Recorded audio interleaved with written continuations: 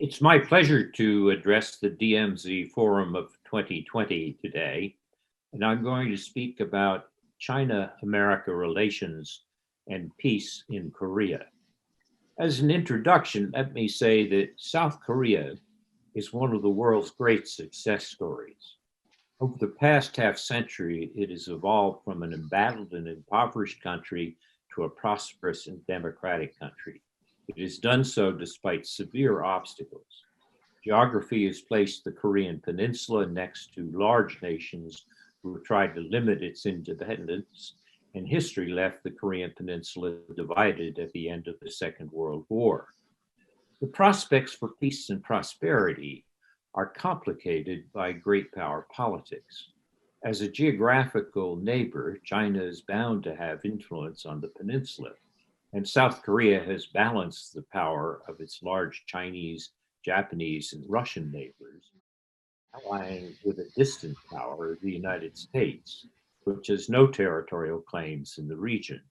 This alliance has kept the overall peace and South Korean independence, but it has had its dangerous moments. More recently, China and the US have cooperated in trying to contain the North Korean nuclear threat. At the same time, South Korea has benefited from trade and investment with China, the world's second largest economy, and the country with the most economic influence over North Korea. Thus, South Korean peace and prosperity will be strongly influenced by the state of relations between the US and China.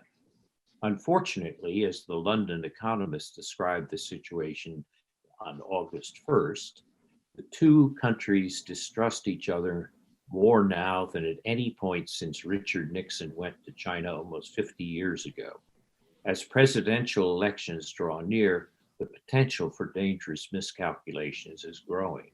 This is not good for South Korea, but the careful management of a cooperative rivalry is possible, and it would include the containment of the North Korean nuclear threat. Let me now turn to the evolution of US-China relations. Ever since US Vice President Mike Pence's harsh criticism of China in 2019, many observers have been talking about a new Cold War. This was reinforced by speeches in 2020 by Secretary of State Michael Pompeo and other officials. While it's true that the United States and China have entered a new phase in their relationship, my view is that the Cold War metaphor is misleading. During the real Cold War, the United States and the Soviet Union targeted tens of thousands of nuclear weapons at each other and had virtually no trade or cultural ties.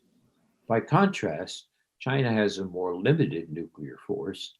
Annual Sino-American trade totals at $500 billion, and more than 350,000 Chinese students and 3 million tourists are in the US each year. A better description of today's bilateral relationship is cooperative rivalry. Since the end of World War II, US-China relations have gone through three phases that lasted roughly 2 decades each. Hostility marked the 20 years after the Korean War, followed by limited cooperation against the Soviet Union during the phase that followed President Nixon's famous 1972 visit. The Cold War's end ushered in a third phase of economic engagement, with the US helping China's global economic integration, including its entry into the World Trade Organization in 2001. Yet in the first post-Cold War decade, President Bill Clinton's administration hedged its bets by simultaneously strengthening the US-Japan alliance and improving relations with India.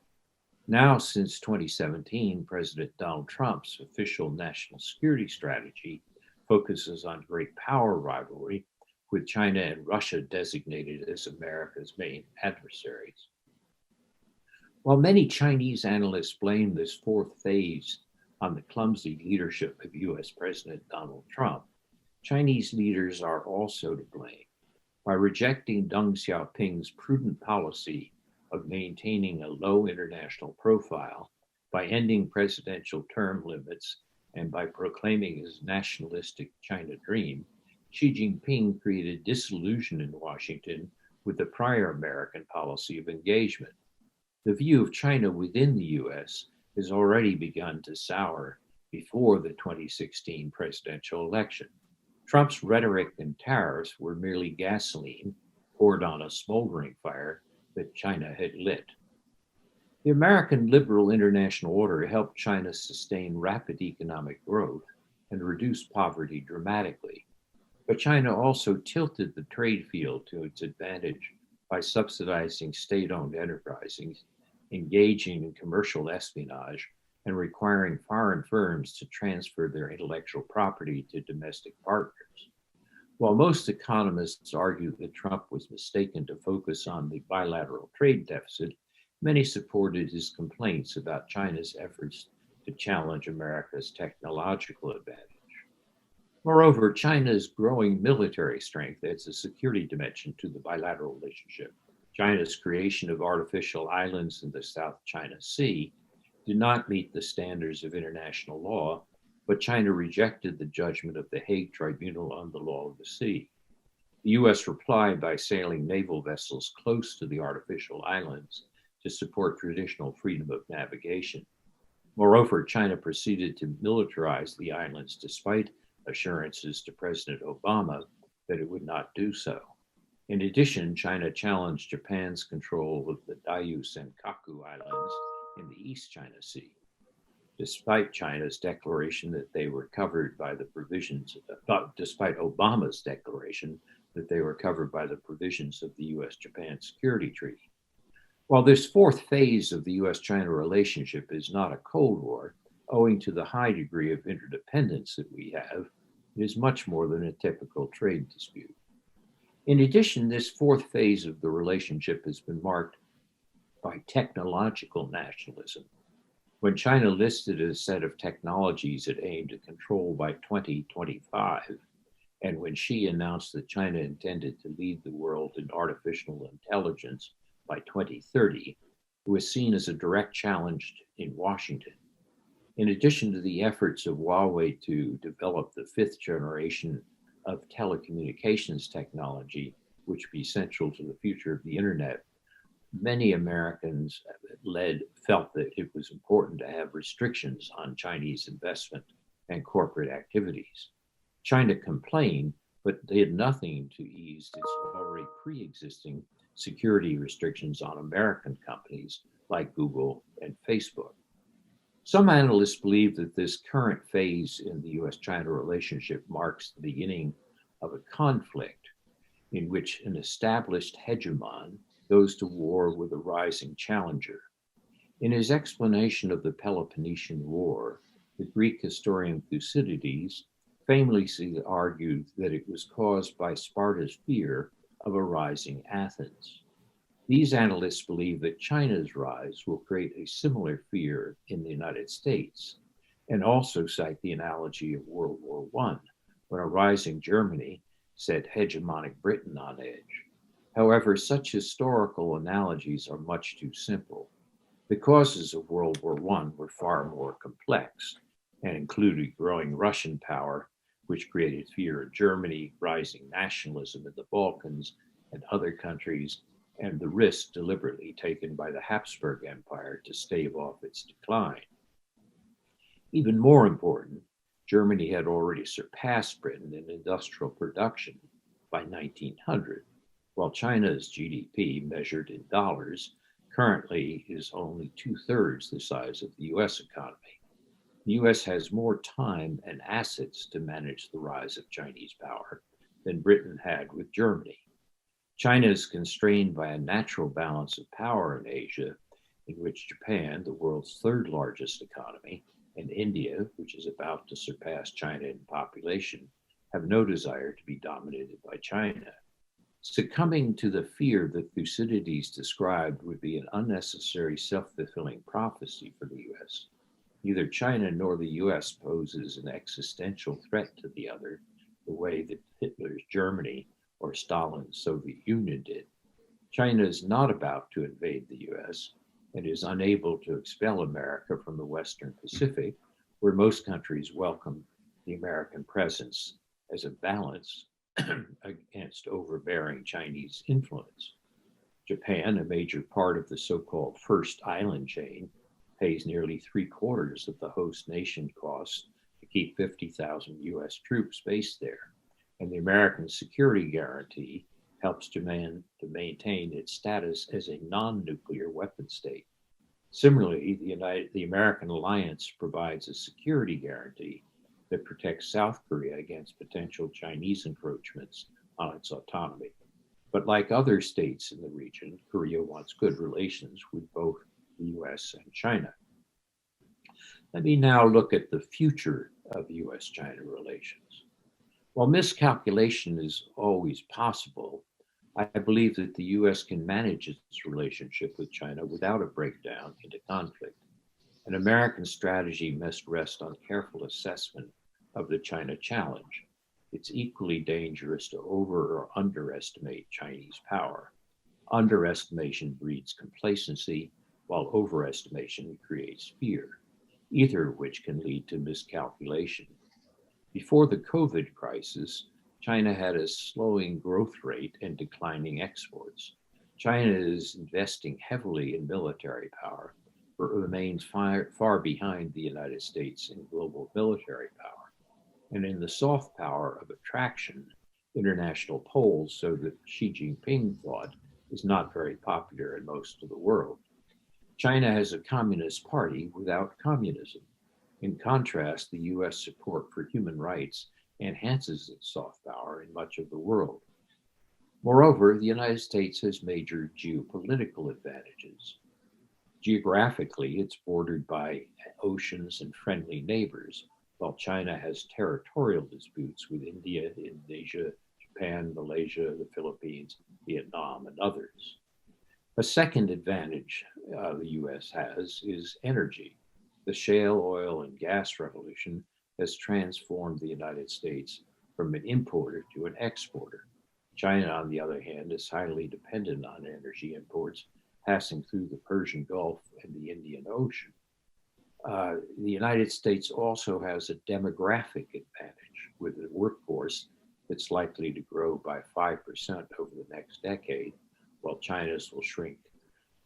China's working age population peaked in 2015, and India will soon pass China as the world's most populous nation. And America remains at the forefront in the key technologies of biotechnology, nanotechnology, and information technology. American research universities dominate higher education, while no Chinese university ranks in the top 25 globally. While the United States holds these high cards, a misguided strategy could lead to the United States to discard its aces of alliances and international institutions, or to severely restrict immigration.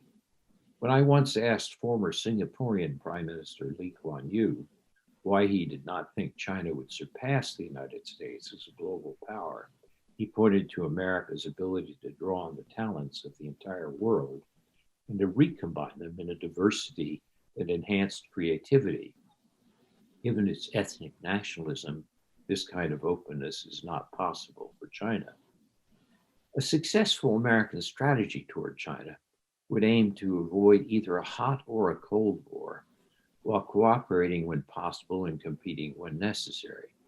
The strategic objective would be to shape China's external behavior by strengthening alliances and international institutions, and by bolstering our economy and technological advantages at home. While China derives power from controlling access to its vast market, so does the United States, while also offering openness and values that greatly increase its soft power of attraction. In addition, America's military power of deterrence is welcomed by the many countries that want to maintain friendly relations with China, but do not want to be dominated by it. The US should regard the China relationship as a cooperative rivalry, where we can pay equal attention to both the aspects of this term, cooperation and rivalry. If we avoid demonization of China and avoid misleading historical analogies such as a Cold War, we can manage such a strategy and avoid conflict between the two countries. Let me now turn to the problem of North Korea and the implications for peace on the Korean Peninsula. Even if the US and China manage their relationship in a manner that avoids conflict and promotes peace and prosperity in the region, there's still a wild card to the deck, North Korea. Management of that problem will require close relations between Seoul and Washington, but also between Beijing and Washington. North Korea speaks of peace and disarmament, but it is violating its international promises, including its non-proliferation treaty commitments. It would like to disrupt the US-South Korean alliance and to have a freer hand to try to unify the peninsula on terms dictated by the Kim regime. The six-party talks made little progress, and President Trump was only the latest American to deceive himself into believing he could negotiate denuclearization with Kim. But Kim does not want to give up his weapons, and North Korea has announced that it has mastered nuclear strike capability and become a full-fledged nuclear state. Both the US and China have declared that they seek a non-nuclear Korean peninsula, but thus far, they've not been able to bring that about. It's important to dispose of several myths that interfere with clear analysis of the situation. First, Kim Jong-un may be a dictator, but he's not crazy or suicidal. Thus far, he has outplayed the US and China in this high-stakes card game, but he has understood that a nuclear exchange with the US means the end of the regime he's trying to preserve. Second, we often exaggerate how much power Kim's rocketry gives him. North Korea has had nuclear weapons for more than a decade, and they can be delivered to East or West Coast American ports by other means than just rockets. Third, in his game of bluff and chicken, geography provides North Korea with local escalation dominance. With thousands of artillery tubes hidden in tunnels near the border, North Korea can threaten to wreak havoc on Seoul by conventional means. The US found this out in 1994 when it considered a preemptive strike to destroy the Yongbyon plutonium reprocessing plant that violated the Non-Proliferation Treaty, but discovered that its allies in South Korea and Japan were deterred by the risk of conventional retaliation long before North Korea had nuclear weapons. China has often proposed a solution called a freeze for a freeze. North Korea would halt all nuclear missile tests, which is easily verifiable, and while that would not reverse Kim's nuclear status, it would slow the development of his arsenal. In turn, the US would halt the annual military exercises that it conducts with South Korea. We would reserve the right to resume exercises if North Korea violated its test ban or exported nuclear materials. Some see this as a good deal, but it depends on how one assesses Kim Jong-un's objectives. If all he wants is security, we could just leave him alone, perhaps sign a peace treaty, relax sanctions, and let economic growth change the regime. But the Kim regime is not a status quo power. Since 1945, it has been an oddity as a hereditary communist dictatorship whose legitimacy rests on claiming to be the vanguard of Korean nationalism. Thus far, it has fallen behind in the economic competition with the South, but it hopes its nuclear status will change the balance. Some analysts believe that menacing the US is a means of isolating and exercising dominance over South Korea, and a means for the regime of Kim Jong-un to ensure its long-term survival. If weakening the ties between the US and South Korea is central to Kim's strategy, China's freeze for freeze proposal plays into his hands. And rather than reduce risks, it may embolden the North to return to the risky conventional pressures on South Korea, such as it exercised in 2010 when it sank a South Korean frigate and shelled South Korean islands. The short-term policy alternatives are not promising. One is a limited use of force if diplomacy fails. but such an approach would trigger a disaster.